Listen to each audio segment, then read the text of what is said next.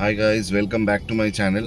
So এখন আমি বেরিয়ে পড়েছি, আমার একটা পেশেন্টের বাড়িতে এখন এসেছি আমি। এনাকে ট্রিটমেন্টের যা যা করানোর, রিহ্যাব করানোর করিয়ে তারপরে আমি যাব ব্যাংকে। So I will keep you posted. Please share, subscribe and comment. So আমি চলে গেলাম আমার পেশেন্টের বাড়িতে। ওনাকে আমি জিজ্ঞেস করেই রেকর্ডিংটা করি স্টার্ট। অনেকজন কমফোর্টেবল হয় না, তো ইনি কমফোর্টেবল আছে, তো আমি ওনাকে পারমিশন নিয়ে রেকর্ডিংটা করি। ওনার পায়ে অনেকটাই ব্যথা, আর পায়ে পশ্চারের ইস্যুর জন্য যেহেতু ওনার ফ্ল্যাট ফুট আছে, সেই ব্যথাটা ওনার হিলের দিকে খুব হচ্ছে। সেখান থেকে আস্তে আস্তে পরের দিকে স্পাইনেও কনভার্ট হতে পারে।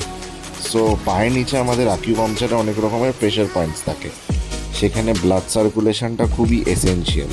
সো থেরাগানটা দিয়ে আমি ওই ব্লাড সার্কুলেশনটাকেই আনাচ্ছি। এটা কিছুক্ষণ করে দেওয়ার পরে তার পায়ে হিলের হাড়ও বেড়েছে। সো ওইটা যারা সার্জিক্যাল ওয়েতে রিমুভ করাতে চায় তারা করাতে পারে, যে কোনো অর্থোপেডিককে দিয়ে। বাট আমি বলবো অ্যাজ লং অ্যাজ ওটা যদি পেনফুল না হয়, ওটাকে কোনো কিছু না করতে।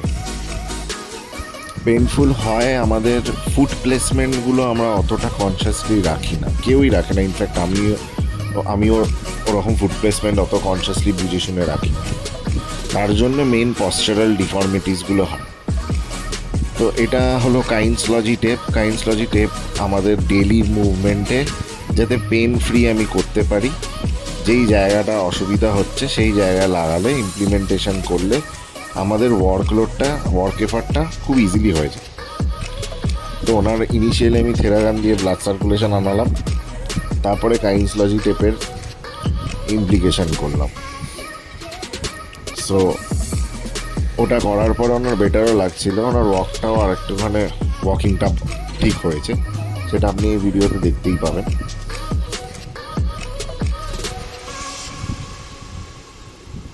আর আমাদের জুতোটা খুব ইম্পর্টেন্ট। জুতোটা আমরা হয়তো বুঝে শুনে কিনি না, সবাই ভাবে একটু গদিওয়ালা নরম জুতো পরি, ওটাই হলো ভুল। আর্গোনমিক্যালি যেই জিনিস আপনাকে স্টেবিলিটি প্রোভাইড করতে পারবে সেটা শক্ত হতে হবে, খুব হার্ড না, বাট খুব সফটও না। তাহলে সফট হলে ওটা আপনাকে স্টেবিলিটি প্রোভাইড করতে পারবে। সো প্লিজ জুতোটা বা চটি যেটা আপনারা পরছেন সেটা খুব বুঝে শুনে কিনুন, কারণ এটা ছোট ছোট জিনিসের জন্য পশ্চারাল ডিফর্মিটিস হয়।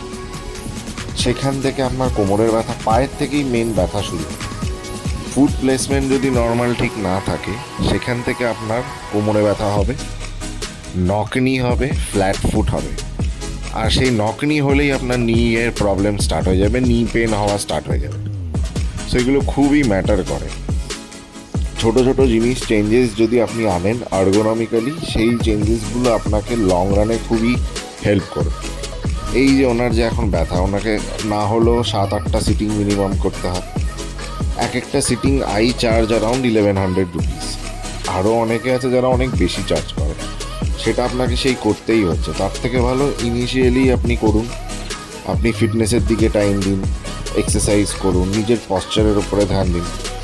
ছোটোবেলা মানুষ যদি, আমি অ্যাটলিস্ট জানতাম যে আমরা যদি একটু টেরে বেঁকে হাঁটতাম, মা বাবারা বলতো এই বেঁকে হাঁটছিস কেন, সোজা হয়ে হাঁট।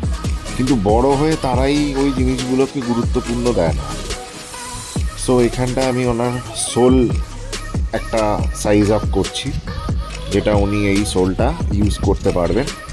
যে কোনো জুতোতে আপনি দিয়ে এটা ইউজ করতে পারবেন।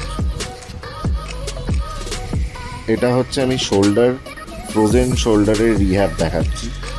এটা 20 করে রিপিটেশন করাটা ইনিশিয়ালি ঠিক আছে, 20 করে 3টে সেট, সব কটা movement in every dimension and direction. So এই যে এক্সারসাইজটা আমি করছি সেটা আপনারা বিছানায় শুয়েও করতে পারেন।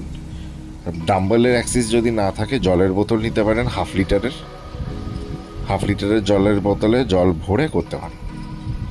ফ্রোজেন শোল্ডার আপনার ঠিক হয়ে যাবে, এটা আমার গ্যারেন্টি।